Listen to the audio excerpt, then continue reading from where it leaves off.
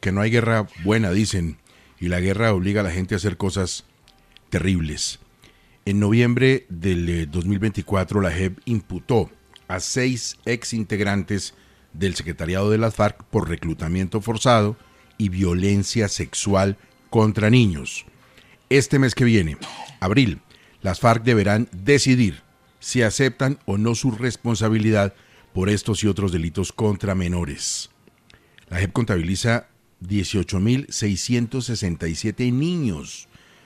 18.667 niños que fueron víctimas de reclutamiento, pero además de los más terribles abusos por parte de las FARC.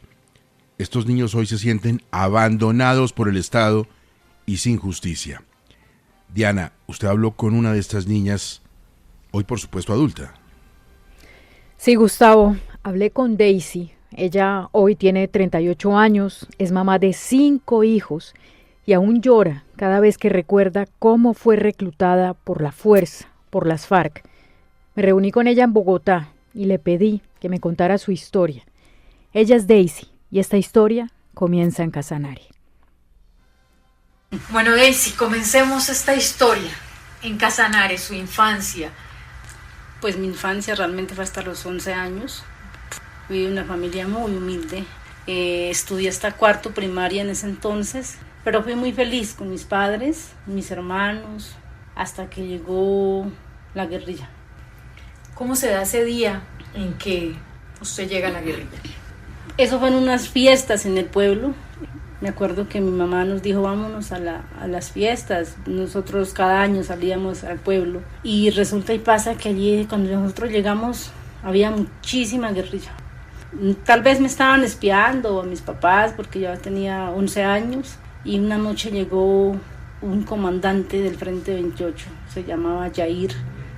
Y le dijo a mi mamá, venimos por la muchacha. Así como si uno fuera un animal, peor. Le dijeron, o la entrega o le pegamos un tiro. Y me puse a llorar, pero más sin embargo tomé como esa valentía y le dije a mi mamita, tranquila, yo me voy, porque yo sabía que si ella no aceptaba, la mataba. Esa misma noche me llevan, fue la imagen más desgarradora para mí, porque ver a mi madre que se arrodillaba y se le colgaba de los brazos al guerrillero para que no me llevara, porque era una niña, tenía 11 años, y de ahí me desprendieron para siempre de mi madre. ¿Cuánto tiempo estuvo usted? Tuve 3 años casi. ¿Y cómo fue? Para mí fue una de las experiencias más duras que he tenido en mi vida, porque tenía 11 años, era una niña que ni siquiera me había desarrollado como mujer, como adolescente. Cuando llegué allá, me llevaron a un campamento, me llamó uno de los jefes. Me acuerdo tanto de una guerrillera que hacía el papel de enfermera. Me llevaron no solo a mí, sino como a 10 niñas habían ahí en ese campamento de 12, 13, 11 años. Yo era la más pequeña. Me dijeron quítese los pantalones, quédese sin ropa interior, en medio de una carpa. Yo dije, Dios, ¿qué nos van a hacer acá? Y mientras yo esperaba, las otras ya estaban haciendo el procedimiento que yo no entendía qué era, ni siquiera tenía idea. Cuando vi una de ellas que salió llorando, le dije, ¿qué le hicieron? Me dijo, me metieron algo en mi parte íntima, me duele demasiado. Ni siquiera me imaginaba qué era. Y me tocó mi turno. Nunca se me va a olvidar que me dijeron, abra las piernas. Una de esas guerrilleras me metió como una espátula en mi útero, ahorita que entiendo las cosas, y me metió un ate de cobre. Cuando apenas era una niña, nada, yo era una niña, ni siquiera me había desarrollado. Y salí con el dolor más grande del alma, de todo. Sentí que me desgarraban por dentro y de ahí me dio una hemorragia que duré como 15 días con ese té de cobre. Y a los exactamente 15 días, creo que había cumplido con esa té, me abusaron. Ahí empezó los abusos más horribles de mi vida, porque me violaron cuando ni siquiera había sanado mi útero. Me desgarraron el alma, creo, ¿no? Porque Trato de ser fuerte a veces, pero cuando recuerdo todo esto, me duele.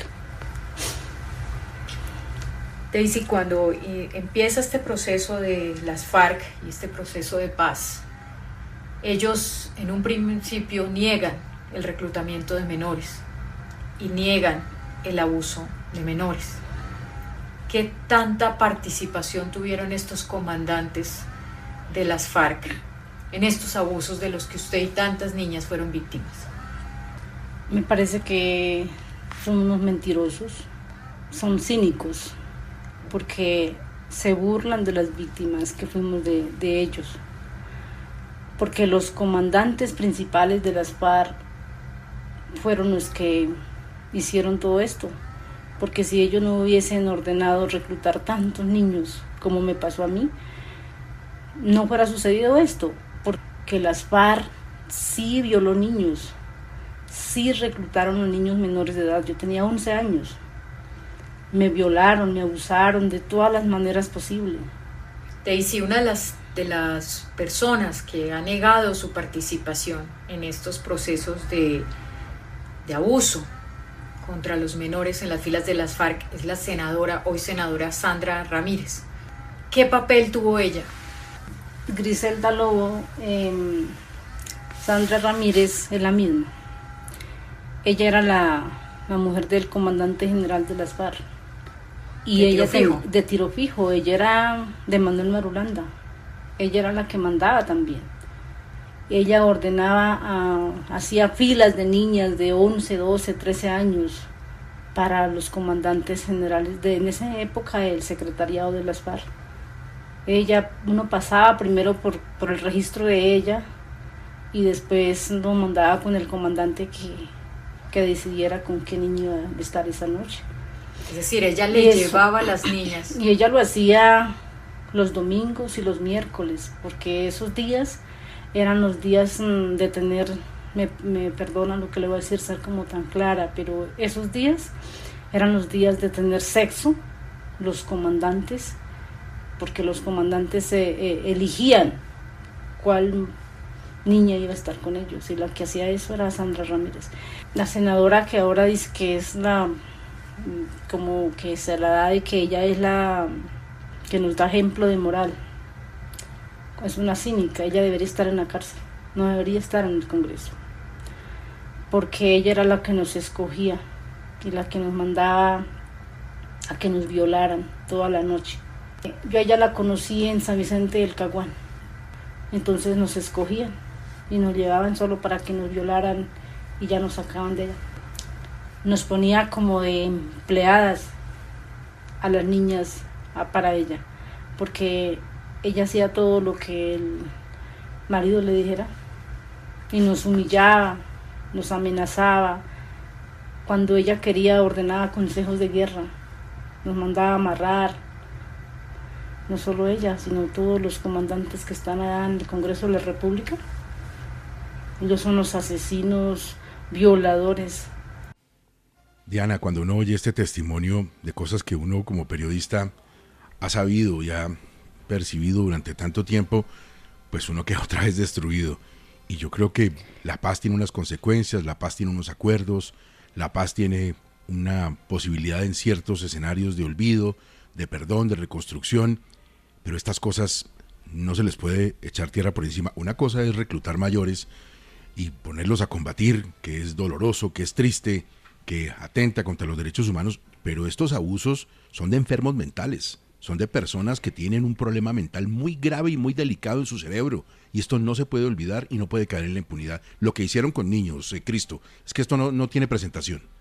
No, ninguna, Gustavo, y por eso es tan importante que avance la JEP en esas imputaciones y en la imposición de las condenas. Aquí hubo un acuerdo de paz, se construyó un sistema de justicia transicional que ha sido elogiado en el mundo entero, pero necesitamos que ya se comiencen a imponer las sanciones a los miembros del secretariado de las FARC en las distintas imputaciones. Obviamente ahí viene la discusión de siempre en poner en una balanza justicia y paz. Se sacrificó justicia en el acuerdo de paz, ahora hay que aplicar esa justicia que impone penas restrictivas de la libertad entre 5 y 8 años. Esto es un crimen de guerra, un crimen de lesa humanidad que no es amnistiable, que no es indultable, según la legislación internacional, y así quedó consignado en el acuerdo. Una cosa es el combate, la actividad política en la legalidad, muchísimas cosas que se entienden de una guerrilla y por eso se hace la paz con ellos, pero esto no tiene presentación. Este año es una prueba de fuego para la JEP, para imponer las sanciones. De quinta categoría, repugnante de verdad. ¿Ella cómo hizo para no terminar allá en la guerrilla, Diana? Gustavo, esto fue un drama constante, 3 años en los que ella sufrió todo tipo de abusos, precisamente una mañana después de que ella es golpeada durante toda la noche. Inclusive ella, le cuento, Gustavo, tiene unos deditos de su mano torcidos y ella me cuenta que fue porque esa noche el comandante que la violó la golpeó tanto que le partió todos los dedos de su mano. Esa mañana, cuando ella se levanta con ese dolor, hay un combate entre la guerrilla de las FARC y el ejército. En ese combate pusieron a los niños de escudo. Daisy fue la única sobreviviente. Tenía 13 años. A esa edad fue llevada a un hogar de bienestar y ahí estuvo viviendo hasta que cumplió los 18 años. Desde ese entonces, como imaginará Gustavo, su vida ha sido una constante lucha por sobrevivir.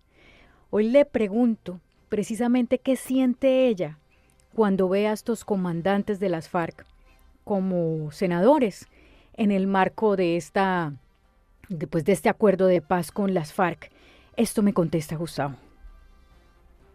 Siento una gran indignación, una tristeza profunda, porque estos son unos criminales de lesa humanidad. Ellos nos abusaron, violaron, asesinaron, nos desplazaron, tantos años que hicieron, y ahora ya sentados de congresistas haciendo la ley de la República, mientras las víctimas de ellos estamos sufriendo y tratando de luchar cada día. Para el Estado, nosotros las víctimas somos invisibles. La herida que me dejaron fue muy grande, tal vez ya cicatrizó, pero nunca se me va a borrar esa cicatriz que me dejaron. No solo lo hablo por mí, lo hablo por las miles y miles de niños reclutados de este país, que no se hizo justicia, no han contado la verdad, ni mucho menos nos van a reparar.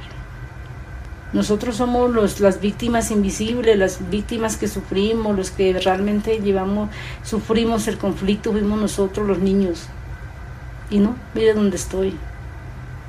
Es una víctima que pide aún justicia, pero en este país no va a pasar nada, porque la justicia es para, no sé, para el más bobo, o sea, porque para ellos no.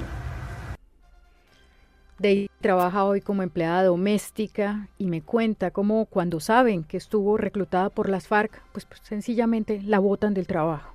Tiene 5 hijos, pero logró con mucho esfuerzo que su hija mayor estudiara medicina en la Corpas, gracias a un crédito del ICETEX que uno de sus patronos se ofreció a pagar. Pero, pues usted sabe, Gustavo, como ahora se decidió que el ICETEX no girara más recursos a la universidad privada, pues es imposible que su hija siga estudiando. Así que su lucha ahora es porque esta hija pueda seguir adelante con su carrera.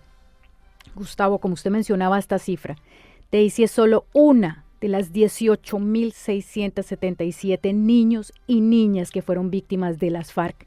Ella me dice que las FARC le destruyeron completamente la vida, pero que se va a seguir levantando cada día para sacar a sus hijos adelante, que no va a permitir que nadie les dañe la vida a sus hijos como las FARC lo hicieron con ella.